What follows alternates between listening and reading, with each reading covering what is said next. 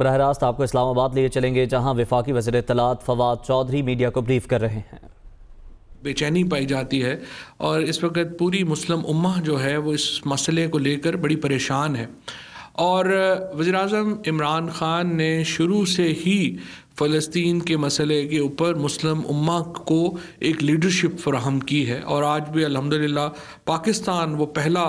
اسلامی ملک تھا جس نے فلسطین کے مسئلے کو لے کر ایک بہت ہی سخت موقف اپنایا، ایک بہت ہی واضح موقف اپنایا، اور ہم آج بھی اسی موقف کے ساتھ کھڑے ہیں۔ پاکستان کی جو فلسطین پالیسی ہے اس کی بنیاد قائد اعظم محمد علی جناح نے رکھی تھی، اور آج اس پالیسی کے جو امین ہیں وہ عمران خان ہیں، اور اسی لیے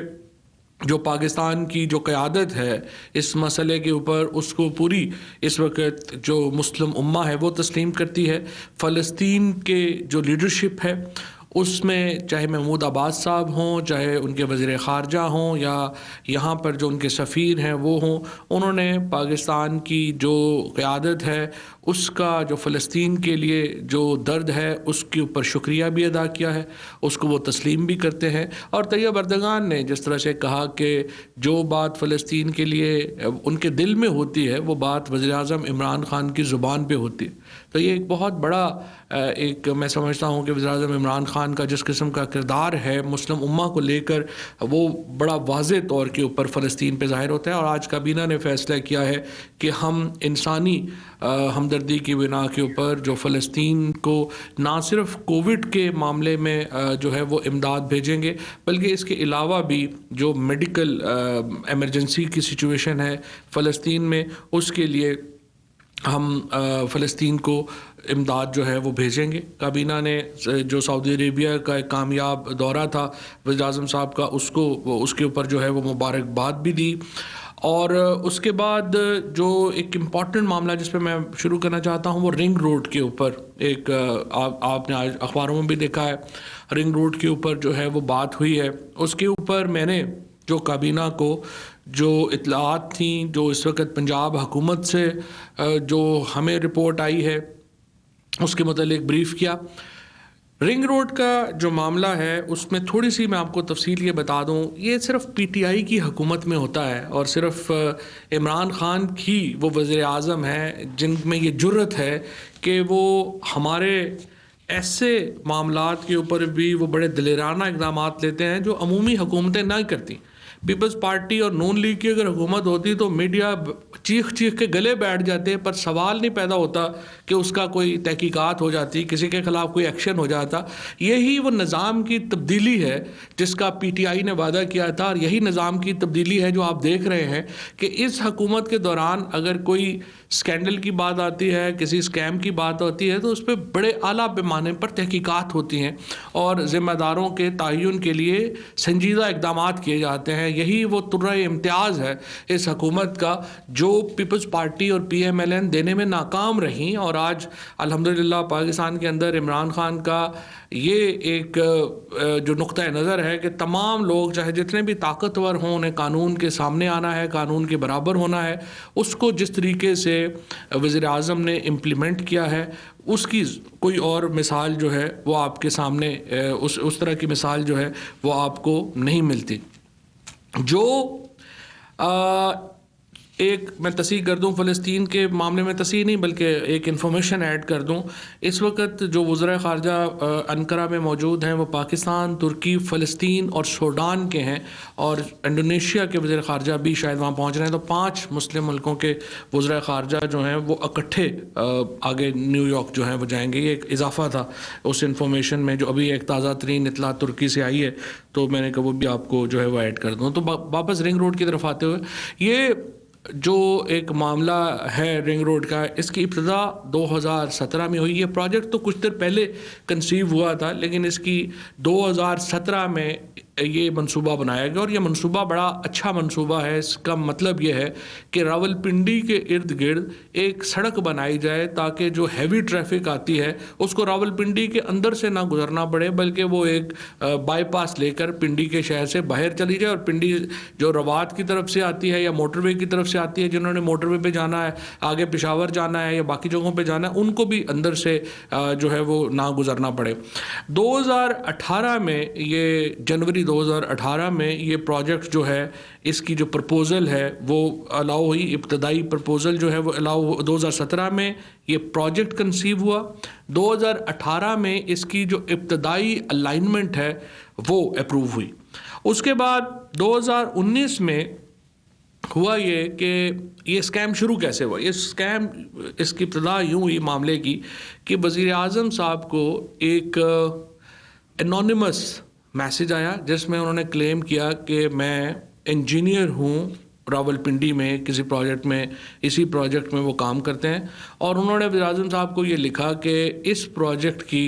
جو الائنمنٹ ہے اس کو تبدیل کیا گیا ہے, اور خصوصاً اس میں جو سنگجانی کا پوائنٹ ہے وہاں پر جو الائنمنٹ ہے اس کو اس طرح سے تبدیل کیا گیا ہے کہ پیچھے سے تو گاڑیاں 120 کلومیٹر پہ آئیں گی, لیکن اس کو یہاں سے تنگ کر دیا گیا ہے کہ یہ 90 کلومیٹر کے اوپر رہ جائے. اور اس کا مقصد جو ہے وہ یہ ہے کہ یہ انہوں نے یہ لکھا کہ یہ انجینئرنگ بلنڈر ہوگا کیونکہ اس سے ایکسیڈنٹ بہت بڑھ جائیں گے. اور یہ بات بھی صحیح تھی کہ اگر پیچھے سے سڑک چوڑی ہے اور آگے جا کے باریک ہو جائے گی تو اس سے لاہور میں کئی جگہوں پہ یہ جو ہمارے بنے انڈر پاسز وہاں پہ لوگوں کو اچھی طرح معلوم ہے کہ کس طرح سے یہ مسائل جو ہیں وہ درپیش ہوتے ہیں. اس میں وزیر اعظم صاحب نے اس کے اوپر ایک ابتدائی تحقیقات کا کہا اور یہ پوچھا کہ کیا اس کی الائنمنٹ تبدیل کی گئی ہے, تو اس کے اوپر ان کو کہا گیا کہ نہیں جی کوئی الائنمنٹ تبدیل نہیں کی گئی. وزیر اعظم صاحب نے اس کے اوپر ایک انڈیپینڈنٹ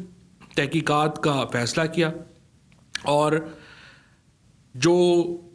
ابتدائی فیکٹ شیٹ آئی اس میں پتہ چلا کہ نہ صرف یہ کہ الائنمنٹ تبدیل کی گئی ہے بلکہ 29 کلومیٹر اس کو بڑھا دیا گیا ہے اٹک کی طرف, اور اس کا مقصد یہ ہے کہ جو بہت زیادہ ہاؤسنگ سوسائٹیز وہاں پہ بنی ہیں ان کو اس لوپ میں شامل کیا جائے. اس کے نتیجے میں یہ شاید میں خاقان عباسی صاحب کی پریس کانفرنس سن رہا تھا اور باقی کچھ لوگوں کی جو PMLN کے لوگ ہیں جن کو خود تو ماشاءاللہ کبھی توفیق ہی نہیں ہوئی کہ اپنے دور کے کسی اسکینڈل کے اوپر تحقیقات ہی کرا لیتے, وہ تنقید کر رہے تھے کہ اربوں روپیہ کھایا گیا کیونکہ انہوں نے وہ رپورٹ بھی پڑھنے کی زحمت نہیں کی. اگر وہ رپورٹ پڑھ لیتے تو ان کو پتہ ہوتا ہے اربوں روپیہ کھایا نہیں گیا, اربوں روپیہ کھانے سے بچایا گیا اس اسکینڈل کے نتیجے میں. یہ اسکینڈل یہ نہیں ہے کہ اربوں روپیہ کھا لیا گیا, یہ اسکینڈل یہ ہے کہ اربوں روپیہ کھانے سے بچا لیا گیا, کیونکہ 29 کلومیٹر کا جو لوپ جس کے ذریعے یہ راولپنڈی رنگ روڈ تھی اس کو اٹک رنگ روڈ بنا دیا گیا, اس کے ذریعے ایک پوری جو نیا لوپ ایڈ کیا گیا جس کے نتیجے میں 23 بلین روپیز کے قریب نئی لینڈ ایکویزیشن کی جانی تھی, جس میں اٹک کی جو بہت بڑی زمین ہے اس کو بھی شامل کیا جانا تھا, اور اس کے نتیجے میں ایک سرکاری خزانے کو تو نقصان یہ ابھی جو 2.3 بلین ایکویزیشنز میں دیا گیا ہے, لیکن وہ اس لیے نقصان نہیں ہوگا کہ وہ تو واپس ہو جائے گا. اس لیے اس میں کسی کو میں یہ کہوں گا پیپلز پارٹی اور PMLN کو, جن کا تو خیر یہ مسئلہ ہی نہیں ہے کرپشن وغیرہ, لیکن اگر آپ نے تنقید کرنی ہے تو اس کا سب سے بہترین طریقہ یہ ہے کہ پہلے آپ رپورٹ پڑھ لیں تاکہ آپ کو پوائنٹس پتہ ہوں اور آپ کو پتہ ہو کہ معاملہ ہے کیا. اس کے اوپر جو ابتدائی رپورٹ آئی ہے اس کے مطابق یہ الائنمنٹ تبدیل کی گئی. اس الائنمنٹ کا مقصد کچھ لوگوں کو فائدہ پہنچانا تھا, اور اس الائنمنٹ کا مقصد یہ تھا کہ 29 کلومیٹر نئی سڑک اس میں ایڈ کر دی جائے تاکہ بعض جو ہاؤسنگ سوسائٹیز ہیں ان کو براہ راست فائدہ جو ہے وہ پہنچایا جا سکے.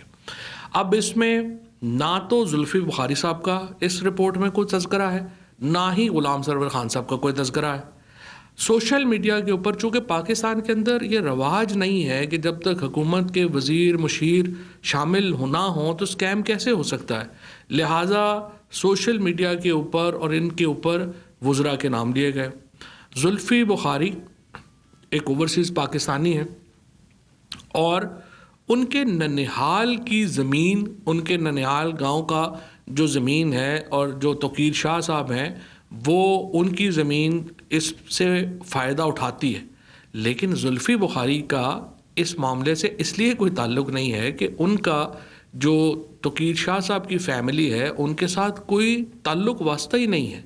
ان کی آپس میں کوئی جو ہے اس طرح کی کلوزنس نہیں ہے کہ جس میں وہ ان کو فائدہ پہنچانے کے لیے جو ہے وہ کچھ ایسا کام کرتے۔ لیکن اس کے باوجود یہ بھی صرف پی ٹی آئی میں ہی ہوتا ہے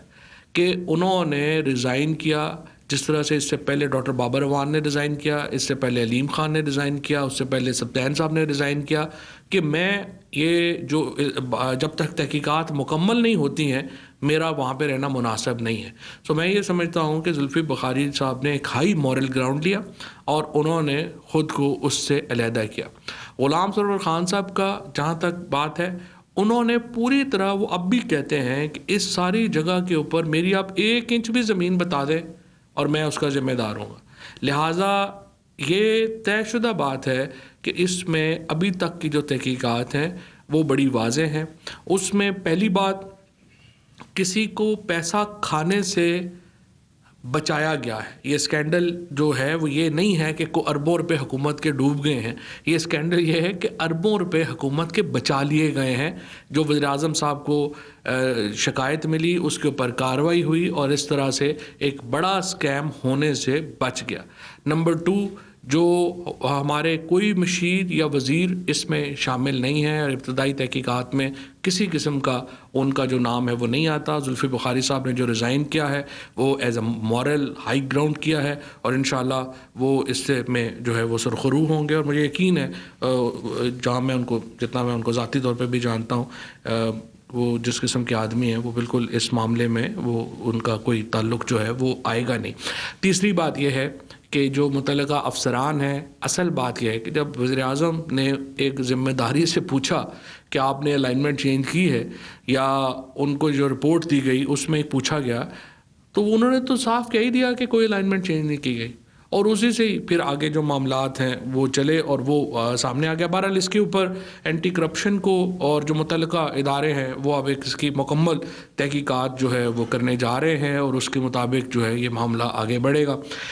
اس کے بعد الیکشن کمیشن کے رپورٹ لے ڈاؤن کی جا رہی ہے،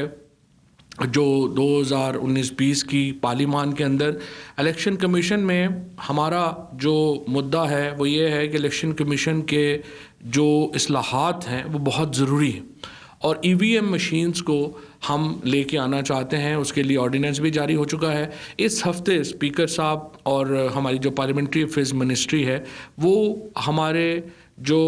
پارلیمنٹری رپورٹرز ہیں ان کو اور جو پارلیمانی لیڈرز ہیں ان کو دعوت دے گی کہ وہ ای وی ایم مشینز کا خود مشاہدہ کر لیں اور دیکھ لیں کہ یہ مشین جو ہے وہ کس طرح سے دھاندلی روکنے میں محمد و معاون ثابت ہوگی۔ دیکھیے، جب پہلے الیکشن ہوئے 2018 میں تو جو اپوزیشن تھی اس کا کہنا تھا الیکشن اس لیے ہم ہارے ہیں کہ آر ٹی ایس بیٹھ گیا۔ اس کے بعد انہوں نے کہا کہ ہم الیکشن اس لیے ہارے ہیں کہ بعض جگہوں پہ اداروں کے لوگ جو ہیں وہ پرچیاں لگا رہے تھے۔ پھر انہوں نے کہا ہم اس لیے الیکشن ہارے ہیں کہ فارم 46 اویلیبل نہیں تھا۔ اب آ کر 2 سال بعد وہ کہہ رہے ہیں کہ اصلاحات کی اس لیے ضرورت نہیں ہے الیکشن میں کہ یہ تو پری پول ریگنگ ہوتی ہے، پول والے دن تو ریگنگ ہی نہیں ہوتی۔ تو بہت بڑا ڈپارچر ہے اپوزیشن کا اپنے بیانیے سے، اپنے نیریٹو سے جو انہوں نے شروع میں لیا اس سے۔ اس کی وجہ کیا ہے؟ اس کی وجہ یہ ہے کہ جب انہوں نے کہا کہ آر ٹی ایس سسٹمز بیٹھے ہیں، ہم نے کہا اچھا بتائیے کن حلقوں میں بیٹھے ہیں؟ کوئی حلقہ وہاں پہ رپورٹ نہیں کیا گیا. پھر کہا گیا کہ نہیں وہاں پہ ہمیں فارم 45 46 نہیں ملے. ہم نے کہا اچھا بتائیے کون سے حلقوں میں فارم 45 46 نہیں ملے؟ ایک بھی فارم نہیں ملا. پھر کہا کہ نہیں ایکچولی وہاں پہ کئی جگہوں پہ اداروں کے لوگ جو ہیں وہ مورے لگا رہے تھے اور ہمارے پاس ان کی ویڈیوز ہیں. ہم نے کہا اچھا وہ ویڈیوز دے دیں کہاں پہ ہوا. وہ ویڈیوز جو ہیں کوئی نہیں ہے. اس کے بعد الیکشن کمیشن سے چیک کیا تو پتہ چلا کہ پنجاب میں کل 25 پٹیشنز جو ہیں وہ فائل ہوئی. ان 25 میں سے 13 پی ٹی آئی کے لوگوں نے کی ہوئی تھیں. اور اگر آپ مارجنز دیکھیں جو پی ٹی آئی کے لوگ جن سے الیکشن ہارے، یعنی اگر آپ یہ اندازہ لگائیں کہ ہمیں وہ حلقے جہاں پہ ہم 5000 ووٹوں سے کم الیکشن کے اوپر الیکشن ہارے پی ٹی آئی کے لوگ، اگر ہم وہ حلقے جیتے تو ہمیں کولیشن کی بھی ضرورت نہیں ہے، ہم اکیلے ووٹ جو ہے وہ بنا لیتے. اور یہ سارے معاملات اس لیے ہوئے کہ ہمارے ہاں جو الیکشن کا نظام ہے وہ شفاف ہونا چاہیے. کیا ہوتا ہے ڈسکا میں کیا ہوا، ابھی کراچی میں کیا ہوا، 5 بجے پولنگ ختم ہو جاتی ہے، صبح 7 بجے تک رزلٹ ہی نہیں آتا. وہ کہتے ہیں کہ جی وہ ادھر لے گئے ہیں، وہ بیلٹ باکس ادھر اٹھا کے لے گئے ہیں، وہ ادھر لے گئے ہیں. تو اب اس کا سلوشن کیا ہے؟ سلوشن ہم کہہ رہے ہیں کہ الیکٹرانک ووٹنگ مشینز لے کے آتے ہیں تاکہ اگلے 20 منٹ میں ادھر الیکشن ختم ہوگا، اگلے 20 منٹ میں آپ کے حلقے کا الیکشن ڈکلیئر ہو جائے گا. اگر آپ کے پاس اور سلوشن ہے، آپ اس کو نہیں مانتے تو وہ آپ وہ لے کے آ جائیے، ہمیں بتائیے کہ نہیں اس کو ہم نہیں مانتے. سو اس وقت جو اپوزیشن کی جو نیریٹو ہے یا بیانیہ ہے اسپیشلی الیکٹورل ریفارمز کے اوپر، وہ بہت نہ صرف غیر سنجیدہ ہے بلکہ اس سے ثابت یہ ہوتا ہے کہ یہ صاف شفاف الیکشنز پہ یقین ہی نہیں رکھتے. نون لیگ تو خیر زندگی میں کبھی شفاف الیکشنز میں برسر اقتدار نہیں آئی. یہ وہ واحد پارٹی ہے جس کو 1990 میں سپریم کورٹ ڈکلیئر کر چکی ہے کہ انہوں نے منظم دھاندلی کی الیکشن میں، الیکشن جیتنے کے لیے. 1988 کا الیکشن بھی جس طرح سے اسلامی جمہوری اتحاد نے لڑا، 1990 کا الیکشن بھی جس طرح سے پی ایم ایل این نے لڑا، پھر 1997 کا الیکشن جس طرح سے نواز شریف صاحب نے لڑا، یہ سب کے سامنے ہے. میں وہ قصے کہانیاں کھولنا جو ہے وہ نہیں چاہتے. اور اس لیے یہ الیکٹورل ریفارمز پہ یقین نہیں رکھتے کہ ان کو لگتا ہے کہ جب بھی شفاف الیکشن ہوں گے تو ہم الیکشن ہاریں گے، لہٰذا یہ تو نہیں یقین رکھتے. لیکن منڈے سے ہم اس کے اوپر ایک تفصیلی بحث کا آغاز کرنا چاہتے ہیں. اور جو جمعے کا دن چونکہ اظہار یکجہتی فلسطین کا دن ہے، اور جمعے تو کو ہم نے پہلے تو میں یہ بھی سمجھتا ہوں کہ کل پارلیمان نے جس طرح سے فلسطین کے حق میں ریزولوشن کی وہ بھی ایک بڑا ایک زبردست بات تھی، اور اسی جذبے کو کنٹینیو کرنا چاہیے. اور جمعے کو ہم اس کے اوپر ایک مکمل پورا پاکستان جو ہے وہ فلسطین کے ساتھ اظہار یکجہتی کرے گا. لیکن سوموار سے ہم اپنی جو الیکٹورل ریفارمز کی جو معاملہ ہے اس کو ہم شروع کرنا چاہتے ہیں. اس میں جو اسمبلی میں جو ہم رپورٹ لے ڈاؤن کریں گے اور اس کے اوپر جو ہے وہ اسی چیز کو جو ہے وہ آگے لے کے آئیں گے. اس کے ساتھ ساتھ جو ہماری ای وی ایم مشینز کے اوپر جو ڈیٹیل گفتگو ڈاکٹر بابر اعوان صاحب نے جو ہے وہ کی کہ کس طرح سے آیا، پھر اس کے ساتھ ہمارا جو معاملہ تھا کہ دوسرا جو اصل پرابلم ہے کہ نون لیگ اور پیپلز پارٹی کو اپنی پوزیشن واضح نہیں کر رہی. اوورسیز پاکستانی کو آپ ووٹ کی سہولت دینا چاہتے ہیں یا نہیں دینا چاہتے؟ ہماری پوزیشن بڑی واضح ہے، ہم دینا چاہتے ہیں. ہم چاہتے ہیں اوورسیز پاکستان اس آج کے دن کی اگر آپ ریمیٹنسز اٹھا کے دیکھیں تو تمام جو پچھلے ریکارڈز ہیں وہ ٹوٹ گئے ہیں ریمیٹنسز کے. اوورسیز پاکستانی ہماری معیشت کی بیک بون ہے اور ہم ہر وہ سہولت ان کو دینا چاہتے ہیں جس کا وہ حق رکھتے ہیں. اور اسی لیے وزیر اعظم صاحب نے اپنی جو ایمبیسیز ہیں ان کو یہ کہا ہے کہ آپ کے رویے ہمارے جو اوورسیز پاکستانیز ہیں ان سے بہتر ہونے کی بڑی ضرورت ہے. ہم ایک کنٹینیوس پروسیس اختیار کر رہے ہیں امبیسیز کی جو پرسیپشن ہے اس کو مانیٹر کرنے کے لیے، اور جہاں پہ امبیسیز کی بارے میں پاکستانیوں کا تاثر آفیسرز کے بارے میں درست نہیں ہوگا وہاں ڈیفینیٹلی ان کو جو ہے وہ کارروائی کا سامنا جو ہے وہ کرنا پڑے گا. کیونکہ یہ وزیر اعظم صاحب کی ایک بڑی واضح لائن ہے کہ جو ہماری ڈپلومیٹس ہیں، ہمارے جو امبیسیز ہیں، ان کو اپنے معاملات جو ہیں وہ بہتر کرنے چاہیے. اس کے ساتھ ساتھ میں آپ کو یہ بھی بتاؤں کہ جو ہمارا ایک آرڈیننس الیکٹورل ریفارم سے متعلق ہے، اوتھ لینے کا. ہمارے ہاں یہ مسئلہ ہے کہ بہت لوگ الیکٹ ہو جاتے ہیں, کئی سالوں پھر وہ حلف نہیں لیتے. اسحاق ڈار صاحب 2018 سے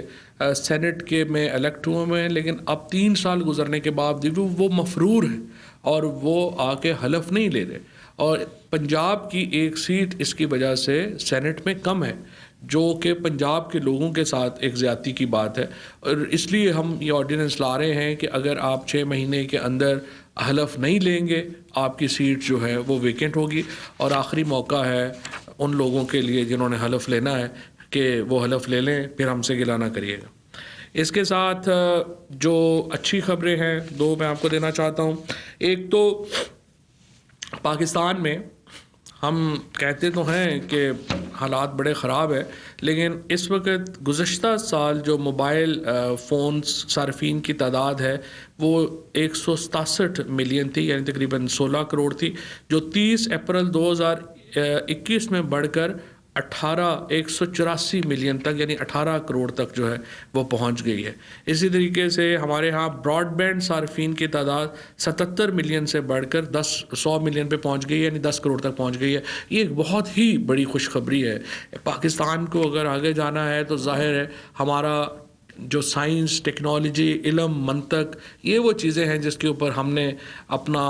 بنیاد رکھنی ہے. اور یہ موبائل فونز اور خصوصاً جو براڈ بینڈز کی میں جو اضافہ ہے یہ بہت ہی خوشکن ہے. اور اس کا مطلب یہ ہے کہ ہمارے ہاں جو آن لائن ایجوکیشن ہے وہ اس میں بھی بہت اضافہ ہوا ہے, اور جو بچے ہیں وہ اب آن لائن ایجوکیشن کے اوپر جا رہے ہیں, اور یہ ایک بڑی خوشکن بات ہے. اسی طریقے سے ہمارے ہاں جو ایگریکلچر ہے اس میں آپ بہت ایک اچھی خبریں ہیں. اس میں تقریباً 1100 ارب روپیہ ہم نے دیکھا ہے کہ رورل اکانومی کے اندر گیا ہے, جس کے نتیجے میں ہزاروں نہیں لاکھوں نئی نوکریاں جو ہیں وہ ہماری رورل اکانومی میں پیدا ہوئی ہیں. اور اسی طریقے سے جو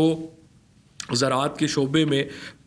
جو واضح بہتری دیکھنے میں نظر آئی ہے, اس سے ہم اندازہ لگا سکتے ہیں کہ ٹریکٹروں کی جو فروخت ہے اس سال اس میں 55% اضافہ ہوا ہے. اس کے ساتھ ساتھ اب ہم کسان کارڈز جو ہیں وہ ایشو کر رہے ہیں. اور آج آپ نے دیکھا ہوگا کہ ایک جو نئی پرپوزل جو ایگریکلچر منسٹری لے کے آ رہی ہے وہ تقریباً 110 ارب روپیہ خرچ کرنا چاہتے ہیں ایگریکلچر سیکٹر میں اگلے 3 سالوں میں, جس سے ایک بہت بڑا زرعی انقلاب آئے گا. خصوصاً جو لائف سٹاک سیکٹر ہے ہمارا, اس میں دودھ کی پیداوار کو وہ 5 گنا بڑھانا چاہتے ہیں, اور اس کے لیے ایک بہت ہی مربوط پلان جو ایگریکلچر منسٹری ہے وہ لے کے آ رہی ہے. اور اس کے ساتھ ساتھ ہمارا جو کم آمدنی والے افراد کو گھروں کی تعمیر کے سلسلے میں جو معاونت دینے کا تھا, ہم نے یہ دیکھا ہے کہ انفارچونیٹلی بینکس جو ہیں وہ جو بڑی امیر لوگ ہیں یا انڈسٹریلسٹ ہیں ان کو تو بینک جو ہیں وہ فیسلیٹیٹ کرتے ہیں, لیکن جو غریب آدمی ہے, جو ایک اسٹوڈنٹ ہے یا جو ہمارے جو ورکرز ہیں, ان کو سرو کرنے کے لیے بینکس میں اتنا رواج نہیں ہے. ہم نے ایک پورا بینکنگ کلچر چینج کرنے کی جو ایفرٹ ہے وہ لانچ کی ہے, اور انشاءاللہ تعالی ہم یہ کرنے جا رہے ہیں کہ جو اخوت کا ماڈل تھا وہ بڑا کامیاب رہا. تقریباً 11,000 افراد کو, کم آمدنی والے لوگوں کو جو قرضہ ہے وہ دیا گیا, اور یہ مکمل ٹرانسپیرنٹ سسٹم ہے. اس کے ساتھ ہم بینکوں کو بھی چاہتے ہیں کہ وہ کم آمدنی والے لوگوں کو جو ہے وہ اپنے جو ہمارا